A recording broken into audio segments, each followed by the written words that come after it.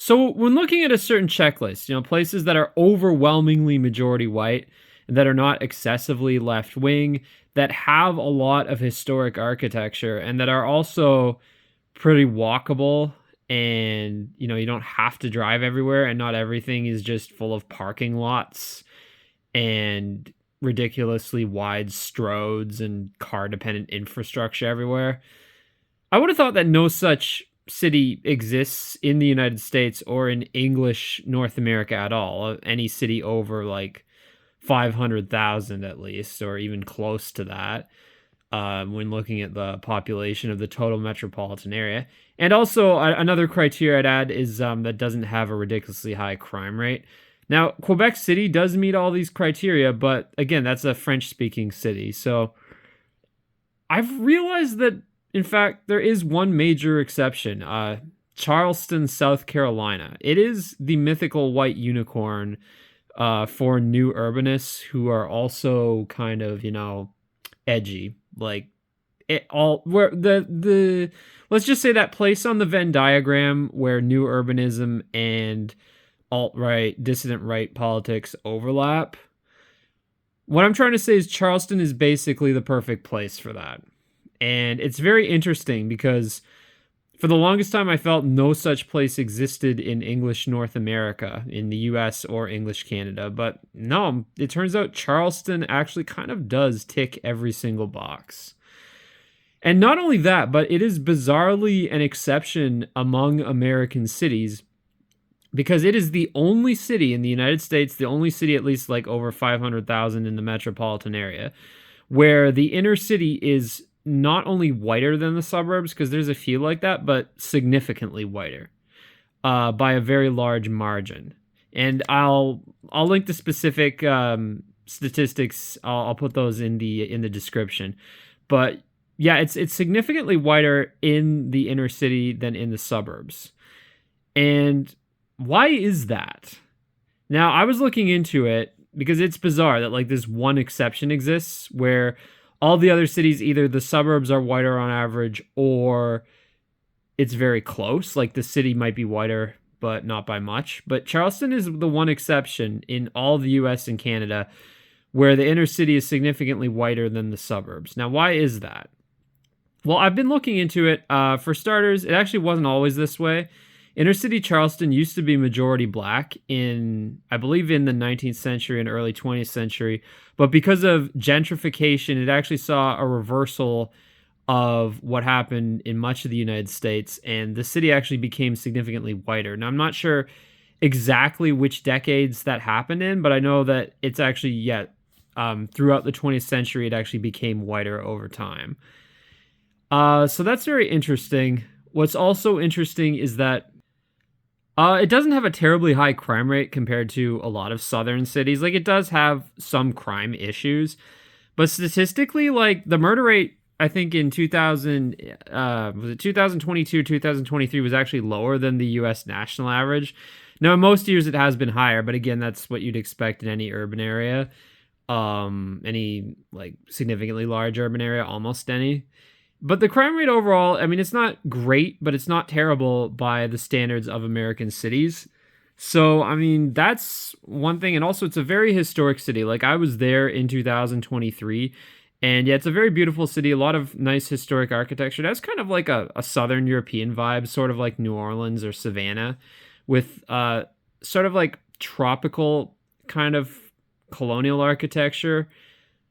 Kind of a similar vibe, I think, to many places in the Caribbean. I don't know, I haven't been to the Caribbean, but also there's some reminiscence to like Italian architecture or Spanish or Portuguese, so sort of like the Southern European vibe also.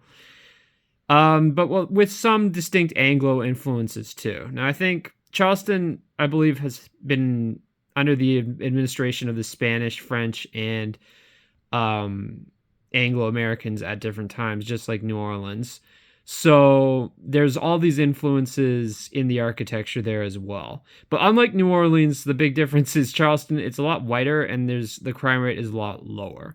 Now, when I was there, I also noticed like there's a lot of like very attractive like young people there. Like there's this university there. I think it's like City College of Charleston, and like I've never seen a campus with that's like so attractive on average and so white. Also, like it's a very white campus, very attractive. Frankly, students there. So I mean, that's you do get a lot of that kind of demographic in Charleston, like young, good-looking white people. Now, the city does sway toward the Democrats, as can be expected for any major urban area, but it's not by as big a margin as most cities of its size. Like, I think the overall metropolitan area is like somewhere between like 600 to 800,000, somewhere in that area. So again, that's not terrible for a city of that size, and also a city that has like a relatively like medium density, fairly walkable urban core. Now, the city doesn't have that much in terms of public transit, but again, like it is fairly walkable. So you can get around mostly by walking quite easily, although you have to kind of drive to there. Like, I guess you can take the train there, but I don't think it's very efficient. And I don't think the trains come that often. And the connections are terrible from some cities. Like, I know to get from New Orleans to Charleston or Savannah, you have to like connect by way of North Carolina and then backtrack. It's really ridiculous that there's no passenger trains more directly from like New Orleans to where Savannah and Charleston are. It's kind of a mess. And again, I don't think these passenger trains are terribly frequent. But yeah, I mean, theoretically, I guess you could get there without a car. I don't even know where the train station is in Charleston, but yeah. So it could be better in terms of transit, but still good in terms of like walkability. Definitely some good restaurants too. Can't complain in that regard. Like a lot of delicious southern food that I had when I was there. But yeah, honestly, yeah, Charleston, it's kind of like the great white unicorn. I mean, and I almost don't want to talk about this because I feel like it's too well kept a secret. Like it's almost like it's something that like the elite don't want to exist in this day and age. Like a city that is both overwhelmingly majority white and not excessively shit libby and walkable and has historic architecture and a not terribly high crime rate. Like I feel like all these things combined, they don't like it. It's like they want that kosher sandwich where the white conservatives or just yeah, like white people are in this like suburban existence where they're more separated from their culture. And to have this like place that is like overwhelmingly majority white, but also has a lot of historic architecture and has like a kind of European vibe. I feel like they don't want that. I feel like they see those kinds of places as a potential breeding ground for fascism. And I mean, it kind of, well, I mean, look who Charleston produced, tactical bull cut, right?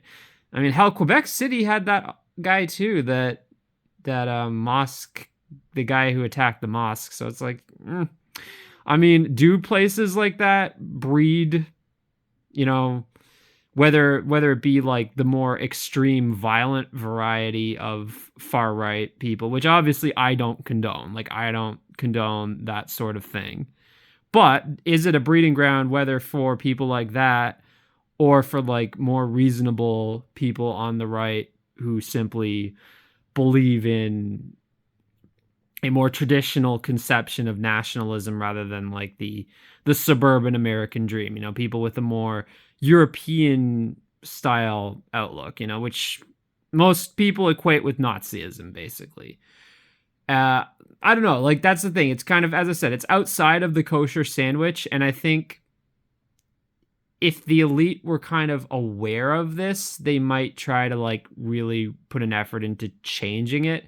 So that's why I almost don't want to put this out there, because it's like, is it something that's like kind of a well-kept secret that we want to keep a secret? I don't know. I mean, my channel doesn't get many views compared to like a lot of channels anyway, so I don't think I'm telling too many people who are a threat in that regard. But nonetheless, like, I mean, does the city have potential as like somewhere that in the future could be like a center of a more like European style conception of American nationalism or American right wing politics. I mean, yeah, it does have that potential, actually. And, I mean, frankly, yeah, I mean, it is kind of a well kept secret in that regard. And I hope it stays that way. But nonetheless, it does have some Achilles heels. Like the biggest, most obvious Achilles heel is the fact that it is prone to hurricanes, as many of the coastal regions are in this area. That being said, like most of these historic buildings have withstood quite a few hurricanes in the past, so that's a good sign. Also, bizarrely enough, it is actually prone to earthquakes, which is really weird, but it's in like this like seismic micro region. Yeah, very weird for the eastern part of North America, but yes, there is some vulnerability to earthquakes also. So yeah, natural disaster wise, unfortunately, as with many historic cities, like there's a lot of historic cities that seem to be very prone to natural disasters. And this is one of them, much like New Orleans, Venice, Istanbul, take your pick, even Naples with the Mount Vesuvius, and they probably have some vulnerability to earthquakes also. But yeah, even Quebec City, bizarrely enough, is in an earthquake fault line micro region, although I think Charleston's is potentially, I don't know which is more severe of the two, but yeah, I mean, what is up with that? Like, why do historic cities tend to be in like places that are specifically prone to natural disasters? Maybe it has to do with like geographical layouts. Like they put these cities in strategic harbors, and for some reason, due to the tectonic plates or what have you, and also like mountain ranges, volcanoes, whatever, for some reason, places that have strategic harbors tend to also be more prone to natural disasters. I don't know. Is there a correlation? Maybe. But yeah, that being said, yeah, Charleston, it's definitely an interesting city to be on people's radar. If you're, if you're American and if you're looking for somewhere that's, walkable and historic, but also fits certain other criteria, then it may not be the worst choice. So, yeah. And one caveat is that when looking at these statistics, like the city of Charleston does technically include some suburban areas. Like the way that the city lines are drawn is really weird. So those statistics could be a bit biased by that. But at the same time, like I've been there personally, and yes, the inner city did seem pretty white. Like, granted, some of those are tourists and some of those are just university students who are only there temporarily. But nonetheless, it did seem pretty white as a whole compared to many inner cities in the United States. So yeah, I mean, I would say overall it could be skewed a little bit by the fact that the city proper contains some suburban areas, so that would be included in that statistic for it being the city being whiter than the suburbs. And some of the blackest areas, I know in North Charleston, which is like north of Charleston, right there, that's a separate municipality, and that's a very black area, and it's not included in the city proper. So yeah, I mean that there's some skewing factors here, but nonetheless, I do think, all things considered, it is probably a big exception to the rule of, the city being less white than the suburbs, or at least similar. It seems like definitely an exception to the rule there. So yeah.